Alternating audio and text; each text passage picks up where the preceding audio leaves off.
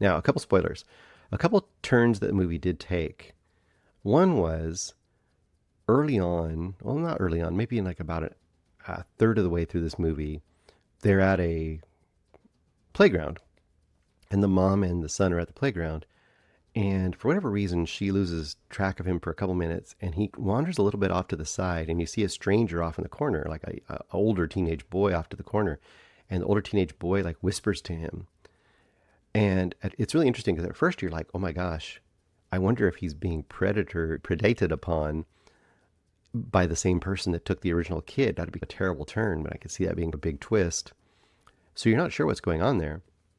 And then later on, he meets with this person again. So obviously, the person said, meet me here at another time. And he meets with the guy again outside their house because he can't go too far away from the mom, remember? And basically, you find out that, in fact, I think the guy comes into their house when the mom is out. I forget exactly how it worked. But basically, the teenager or whatever he is, you find out that there's a whole like group, very Lost Boys-esque, right? There's a whole group of robots who have started to get their own little group together and become their own little outlier, almost like a club. And they've learned how to remove their GPS chips.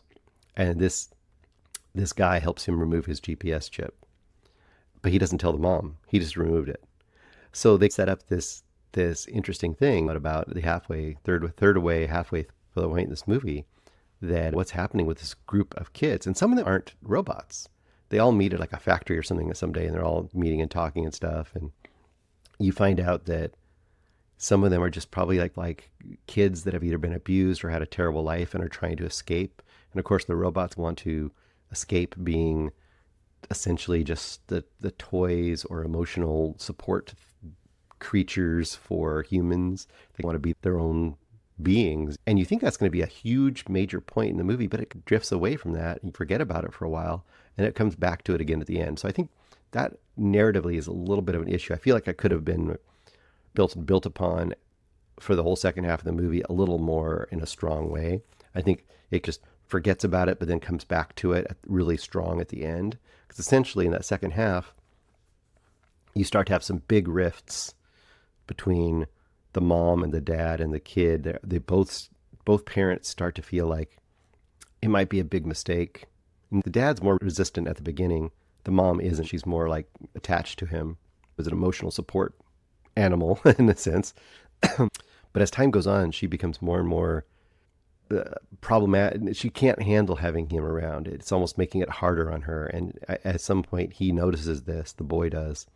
And he says, do you want to be my mom anymore? And she basically says no.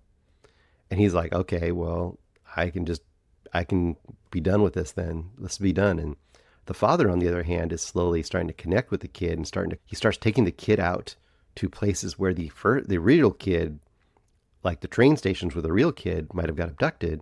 And he's trying to almost use the robot kid to see if he can solve the murder of his own child.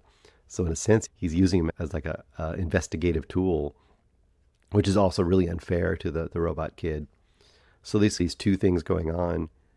But by the time the end comes around, what's interesting is that both parents have made peace with this child and have decided to actually accept this robot as their child, but just understanding that it's not their son anymore.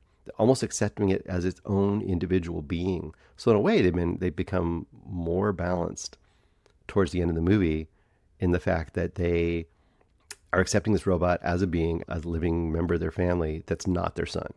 That's healed from their actual son. And then it takes the final turn, which is the kid has already decided to leave. And this whole time, the whole movie, the mother's an architect. So this robot kid has been taking in all this architectural information. In fact, she's been pleased that he's taken an interest in her architecture, and he's been building these elaborate block houses and drawing houses he'd like to make, not knowing that essentially he was just planning on a way to make an elaborate home for all of these robot kids out away from the world. And likewise, the father, who's like a carpenter and a woodworker, has been teaching him all about different kinds of wood. So he's been taking that in. So essentially he's been mining his parents for information on how to escape and build like a place for all of him and his robot friends to live. And essentially that's the final act of the movie, is that all these kids are going to go off into the forest and they're going to try to make their own life out there. Very Lost Boys-esque, very Peter Pan-esque. This is the Spielberg sort of sappy ending to it, and that's the part that's probably the weakest of the movie, is that going off to the woods and getting they're going to design this self-contained tree house, I guess. And the parents at that point accept the whole thing. They go out and find where all the kids have been meeting. They discover what a terrible life these robots have had and how they've been a part of making the life terrible for them. And they basically accept it and help the kids go out to the forest. And that's the final moments, is the parents are out there watching the kids become part of that other world and leave the world behind. And of course, it's a metaphor for kids in the world actually leaving home and all those other things that do happen in the world. They become their own human beings. So I still recommend it. Overall, I think there's some really gentle and beautiful moments to this movie, but it's going to be a real tough watch for somebody who's not in for that experience. If they want AI or more of a companion, these more adventurous, up and crazy robot android sort of movies, it's not that. You barely even remember that these are androids. You only see moments where you see the robotics of them.